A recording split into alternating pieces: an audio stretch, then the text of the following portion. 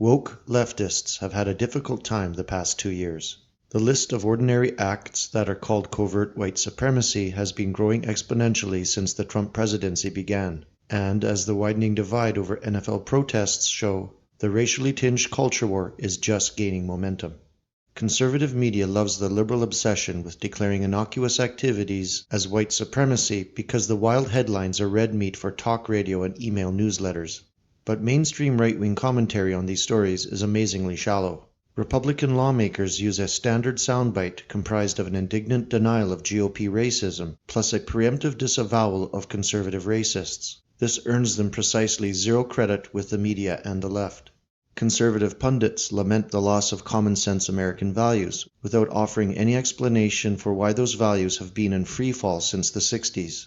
The mainstream right seems to regard declarations of white supremacy as isolated incidents and politically foolish acts perpetrated by rage-filled progressives.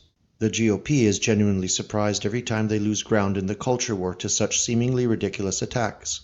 By declaring such attacks madness, conservative pundits absolve themselves of the responsibility to analyze and counter these assaults on whiteness. The mainstream right is not curious enough to track the progression of allegations of white supremacy, however, and the left does have a clever method to their apparent madness.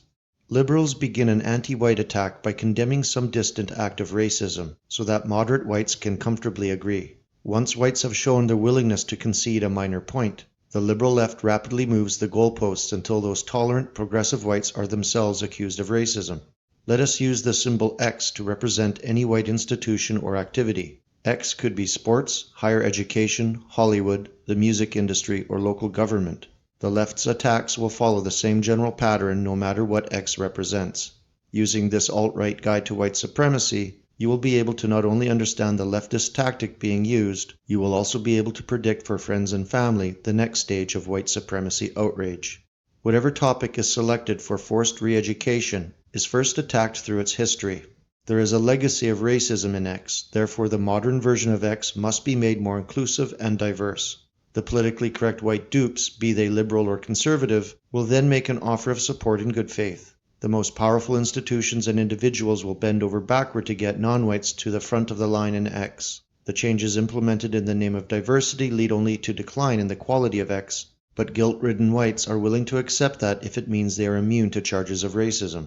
Unfortunately, at this point, the totally unracist whites have accepted the basic premise of a historical legacy of racism, so they are now powerless to object when the institutional change that merely adds some diversity to white organizations is declared not good enough.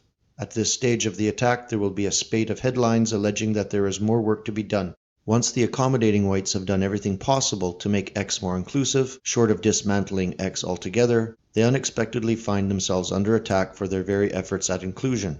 Everything a white person does, including giving undeserved help and affirmative action to non-whites, is then classified as white supremacy.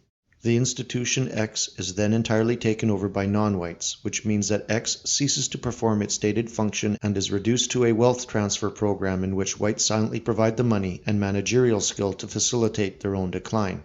This process does not merely condemn whites for protecting their own interests. If you are white, even joining in the erasure of your own race is not good enough. The final stage in the white supremacy gambit is the open condemnation of whiteness itself as inherently evil. To review, first an institution whites invented is declared racist, next the diverse version of the institution is declared insufficient, then all the actions of whites become racist, and finally the mere existence of whites is declared a form of white supremacy. This last stage is quite a compliment when you think about it. People of color are so intimidated by the achievements and potential of whites that our very existence on Earth is de facto supremacy. Unfortunately, this also makes certain that real genocide will proceed at some point in the future. The white supremacy gambit clearly shows the inadequacy of GOP political philosophy. When a Republican talks about common sense, American values, or the Constitution, they are merely trying to avoid identity politics. But identity politics are inextricably linked to all the values that Republicans hold dear. The mythic age of common sense was just a time when the social norms that conservatives like were the dominant force in society, and American values can only be conservative to the extent that America is peopled by white Europeans. The Constitution itself was never intended to be the governing document for a heterogeneous country, made up of Muslims, Hindus, Jews, or Africans. If anyone had asked the founders to write a governing document for such people, they would have immediately created a white ethno-state.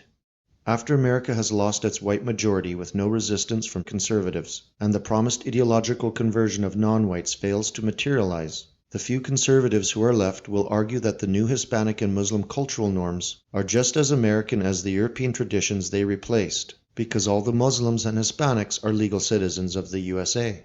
The absurdity of this ideology is egregious. The politicians who claim to be conserving American culture will be praising totally different cultures and calling them just as American in a few decades. Accepting the infinite malleability of America and the universal applicability of the Constitution means that conservatives can never make a principled objection to any demographic or cultural change proposed by the left. The alt-right fundamentally agrees with the left's assessment of Western civilization. Shakespeare is white supremacy. Free speech and meritocracy are white supremacy. Math, logic, and science are also white supremacy. All of these civilizational attainments can only survive in a white European society that seeks its own interests without worrying about the hurt feelings of non-whites. As John Darbyshire has said, there must be something good about white supremacy because a few billion non-whites are desperate to move into white countries.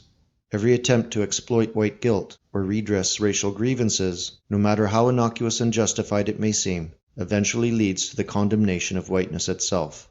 And that is the most intolerable thing of all.